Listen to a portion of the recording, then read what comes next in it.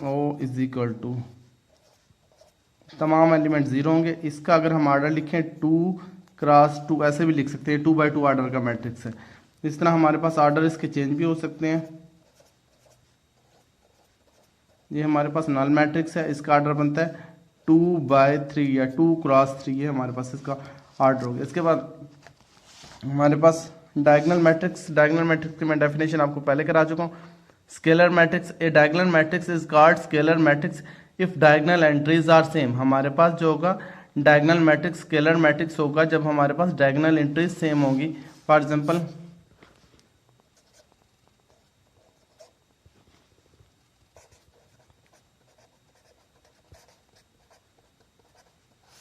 Scalar matrix generally हम इसे अगर के से रिप्रेजेंट करते हैं तो हम इसे ऐसे भी राइट कर सकते हैं के 0 के। अगर हम के से रिप्रेजेंट करेंगे तो यहाँ हम लिखेंगे के इज नॉट इक्वल टू 0 और 1। के हमारे पास 0 और 1 नहीं हो सकता, बाकी कोई भी एलिमेंट हो सकता है। फॉर एग्जांपल हम ऐसे राइट कर लेते हैं ए इज इक्वल टू 5 0 0 5। तो हमारे पास ये स्केलर मैट्रिक्स है।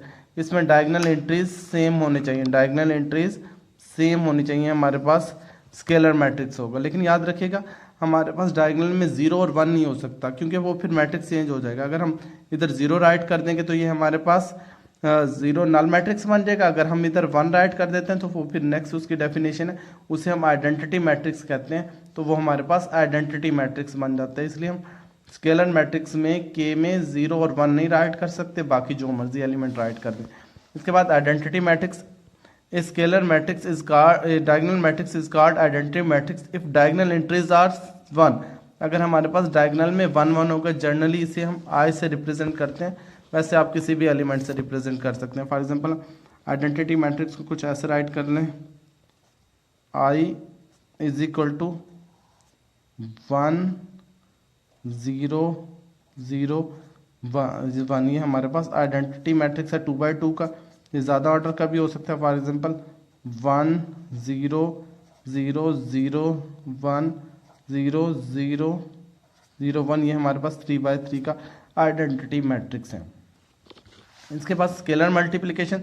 स्केलर मल्टीप्लिकेशन में हम किसी भी नंबर को मैट्रिसेस से मल्टीप्लाई कर देते हैं, वो अंदर तमाम एलिमेंट के साथ मल्टीप्लाई हो जाते हैं हमारे पास। For example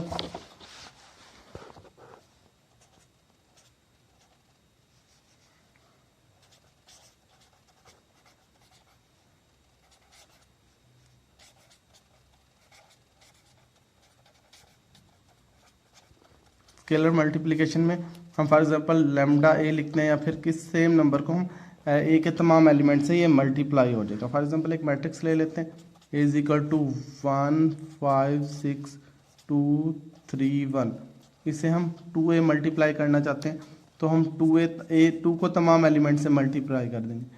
2 cross 1 2 cross 5 2 cross 6 2 cross 2 2 cross 3 और 2 क्रॉस 1। ये हमारे पास स्केलर मल्टीप्लिकेशन बन जाएगी। 2 10 12 और 4 और 6 और 2, ये हमारे पास इसकी स्केलर मल्टीप्लिकेशन बन जाती है मैट्रिसेस की। एग्जाम्पल हैं इस तरह छोटी छोटी, और ये फिर आपको देख लीजिएगा। ट्रांसपोज ऑफ ए मैट्रिक्स, इसकी डेफिनेशन देखिएगा। A transpose of matrix is denoted by AT और वो obtain a transpose of matrix rows interchange into column, column interchange into rows। अगर हम मैट्रिसेस की रोज को कॉलम बना दें और कॉलम को रोज, तो हमारे पास ट्रांसपोज ऑब्टेन हो जाता है। फॉर एग्जांपल हम कोई मैट्रिक्स ले लेते हैं, ए इज इक्वल टू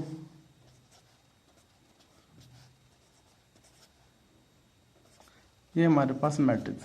ट्रांसपोज में हम क्या करेंगे, इसके रोज को ऐसे डिनोट करेंगे AT से और रोज को चेंज कर देंगे कॉलम में और कॉलम को रोज में चेंज। इट मीन्स कि ये हमारे पास रो R1 थी, इसे हम ऐसे राइट कर देते हैं 3 1 7, और ये हमारे पास R2 थी, इसे हम राइट कर देते हैं 4 6 और 2। हमने इस रो को R1 को हमने कॉलम बना दिया, C1 फर्स्ट कॉलम, और R2 को हमने C2 सेकंड कॉलम बना दिया। इसे हम ट्रांसपोज कहते हैं। रोज इंटरचेंज इनटू कॉलम और कॉलम इंटरचेंज इनटू रोज, या कितारों को कॉलमों में या फिर कॉलमों को कितारों में चेंज करने से जो मैट्रिक्स ऑब्टेन होता है, हासिल होता है, उसे हम मैट्रिक्स का ट्रांसपोज कहते हैं। अगर बी का होगा BT से रिप्रेजेंट कर देंगे, जी का होगा GT से, ए का है तो फिर AT से रिप्रेजेंट कर देंगे। ट्रांसपोज ऑफ ए मैट्रिक्स बोलते हैं इसे। नेक्स्ट आपके पास है सिमेट्रिक मैट्रिसेस। सिमेट्रिक मैट्रिसेस में हमारे पास ये होता है, कंडीशन होती है AT is equal to a square matrix is said to be symmetric matrix if transpose of a matrix is equal to AT। अगर हमारे पास कोई भी मैट्रिक्स हो और उसका ट्रांसपोज लें तो वो हमारे पास सेम उसी मैट्रिक्स के इक्वल आ जाए तो उसे हम सिमेट्रिक मैट्रिसेस बोलते हैं। इसके लिए हम एग्जांपल देखते हैं। एग्जांपल कुछ इस टाइप के रखते हैं कि हमारे पास उसका ट्रांसपोज लें और आंसर सेम आता हो। फॉर एग्जांपल हम एक मैट्रिसेस ले लेते हैं, सिमेट्रिक मैट्रिक्स बोलते हैं।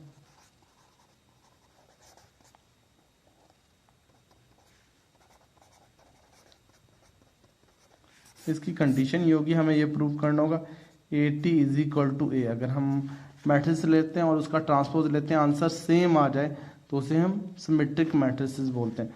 लेट करते हैं A इज इक्वल टू,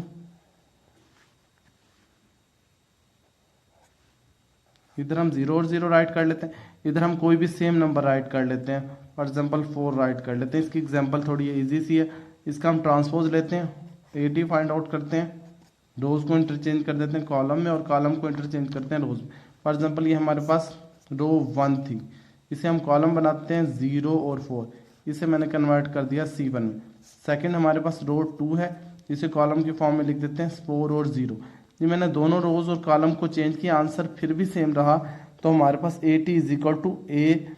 हमारे पास सिमेट्रिक मैट्रिक्स की ये स्टेटमेंट पूरी होगी तो हम इसे लिख सकते हैं AT is equal to A, it is symmetric matrix. तो ये हमारे पास जो ए मैट्रिक्स है ये सिमेट्रिक मैट्रिक्स है।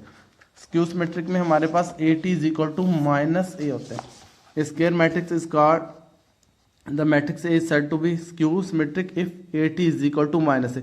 अगर हमारे पास उस मैट्रिक्स का ट्रांसपोज उसके नेगेटिव के इक्वल हो तो हम उसे सिमेट्रिक मैट्रिक्स बोलते हैं। इसकी एग्जांपल देखिएगा स्क्यू सिमेट्रिक की।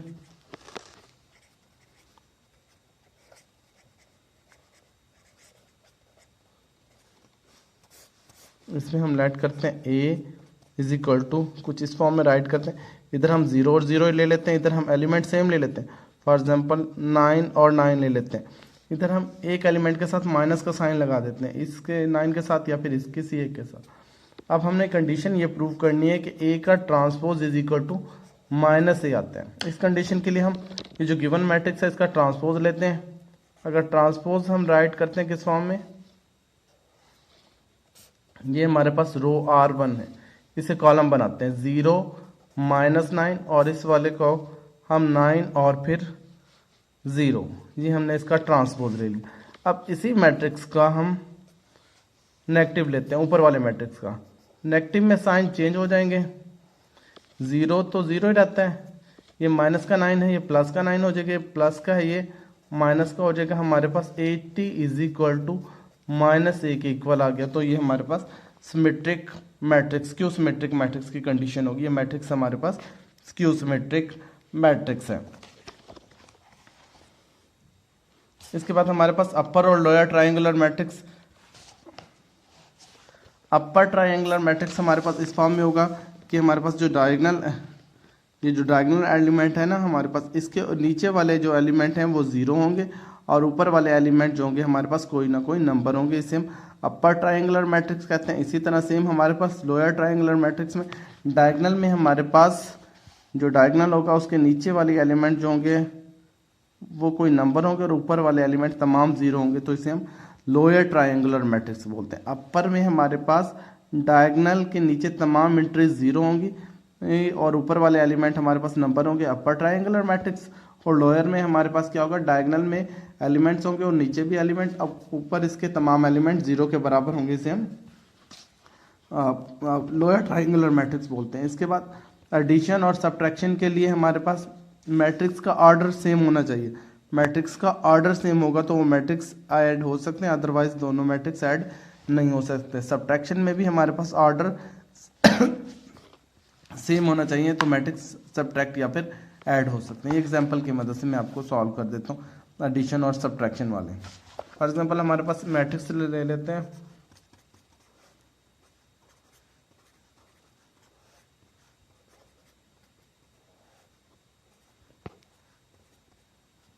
इन दोनों मैट्रिसेस को ऐड करते हैं, ए प्लस बी, दोनों का ऑर्डर सेम है। First of all order check करते हैं, दोनों ये भी 2x2 ऑर्डर का मैट्रिक्स है, ये भी 2x2 ऑर्डर का, फिर कॉरेस्पॉन्डिंग एलिमेंट आपस में ऐड हो जाती है, 1 + 6 1 कॉरेस्पॉन्डिंग 6 और 3 + 3 4 + 2 9 + 1, इन्हें हम ऐड कर देते हैं, जो आंसर होगा इनकी एडिशन हो जाएगी हमारे पास 7 6 6 10। अगर इन्हें सब्ट्रैक्ट करना हो सेम इसी तरह a - b 1 - 6 और फिर इसी तरह 3 - 3 4 - 2 9 - 1, ये हमारे पास आ जाएगा -5 0 2 और ये 8, ये हमारे पास इसकी सब्ट्रैक्शन होगी मैट्रिक्स की।